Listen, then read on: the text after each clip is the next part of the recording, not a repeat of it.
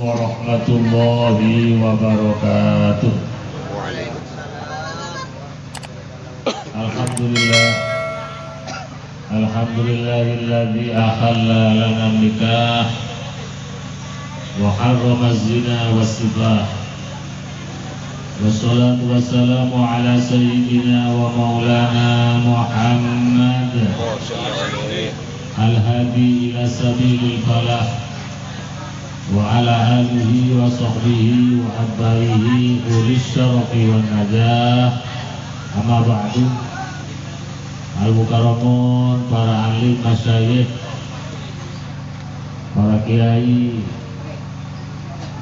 Khosoh Kiai Haji Nawawi Khalil, Sohibul Hajah Bapak Sugiyato sekeluarga, mempelai berdua yang berbahagia, Ananda Siti Solehah bersama Muhammad Yusuf, para undangan, hadirin hadirat, asadhanallahu wa iyyakum. Alhamdulillah pagi ini kita semua masih dikaruniai rahmat nikmat oleh Allah. Kita dengan rahmatnya kita bisa melaksanakan tugas dan kewajiban, terutama kewajiban pagi ini menghadiri acara walimatul arus. Mudah-mudahan kehadiran kita semua di majelis berkah ini, kita semuanya, amal kita, bacaan-bacaan kita, khususnya tujuan dan maksud dari Sohibul Hajah, semuanya diijabah oleh Allah Subhanahu wa Ta'ala. Para Bapak Ibu, hadirin hadirat yang kami hormati, pernikahan di dalam agama kita, agama Islam, merupakan salah satu ibadah yang sangat agung. Bahkan tidak ada satu ibadah pun di agama kita ini yang fadilahnya tidak sama mengungguli ibadah daripada pernikahan. Bahkan nikah termasuk ibadah yang paling disukai oleh umat manusia. Tidak ada ibadah yang paling disukai di antara kita melebihi kesukaan kita kepada pernikahan. Karena nikah ini termasuk ibadah, maka salutianya bagi yang melaksanakan pernikahan untuk menata hati, untuk menata niat. Karena kualitas ibadah itu tergantung kepada kualitas niatnya. Kalau niatnya hanya memenuhi kebutuhan nafsu, niatnya hanya ingin menuruti kesukaan nafsu, maka sangat rugi. Karena nantinya hanya akan mendapat kesenangan, tidak akan mendapatkan suatu pengaruh daripada ibadah itu. Karena itu Sohibul Hajah Bapak Sugiyato mengundang kita semuanya di pagi ini adalah dalam rangka untuk mohon bantuan doa. Mudah-mudahan mempelai berdua ditakdirkan oleh Allah menjadi jejuduan, menjadi jodoh dalam berkeluarga yang penuh dengan keberkahan, baik di dunia ini maupun sampai ke akhirat kelak. Doa dari para undangan semuanya, doa barokah ini sangat penting. Karena hidup ini kalau sudah dibarokahi, penuh dengan berkah, maka itulah sebenarnya kebahagiaan yang sebenarnya. Saya teringat akan doa yang pernah disampaikan oleh Rasulullah untuk sahabatnya, yaitu sahabat Anas bin Malik pada saat akan melaksanakan pernikahan. Sahabat Anas bin Malik telah menjadi pembantu atau khodam 10 tahun, membantu kehidupan Rasulullah menjadi khodamnya selama 10 tahun.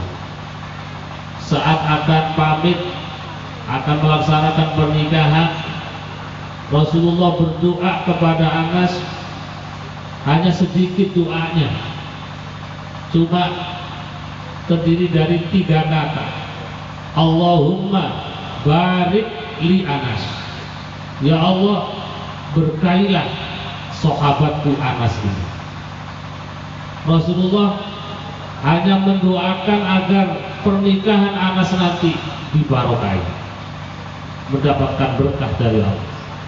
Alhamdulillah, dengan doa barokah dari Rasulullah, sahabat Anas bin Malik mendapatkan hidup dan kehidupan yang penuh dengan barokah, baik hartanya, keturunannya, bahkan sampai umurnya, semuanya penuh dengan barokah.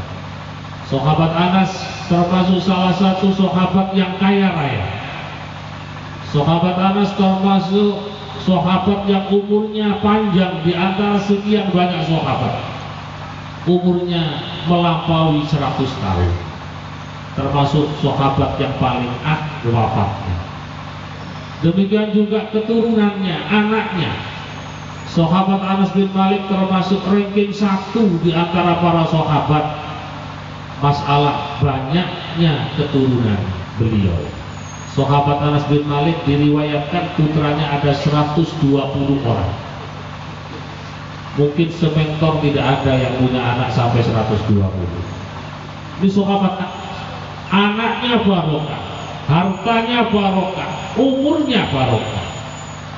Ini berkah daripada doa Rasulullah yang pada saat pernikahan didoakan dengan barokah. Demikian juga cerita para ulama-ulama besar yang lain yang hidupnya mendapat keberkahan, keturunannya dapat keberkahan. Di antaranya adalah salah seorang ulama yang cukup terkenal di antara kita, karena kita sering menyebut namanya, yaitu Sultanul Aulia Syekh Abdul Qadir Al-Jailani. Walaupun beliau nikahnya itu sangat tua, Syekh Abdul Qadir pada saat nikah itu umurnya sudah 40 tahun. Jadi kalau ada para pemuda yang sampai sekarang umur 30, 35 belum nikah, mungkin niru Syekh Abdul Qadir. Kalau niru Syekh Abdul Qadir, nikahnya baru umur 40 tahun. Hidupnya barokah walaupun umurnya 40 tahun pada saat dikaruniai yang cukup banyak. Putranya Syekh Abdul Qadir itu dalam manaqib itu dijelaskan ada 49 putra, 27 lelaki, 22 perempuan. Dari sekian banyak putranya itu semuanya tidak ada yang tidak hafal Al-Quran.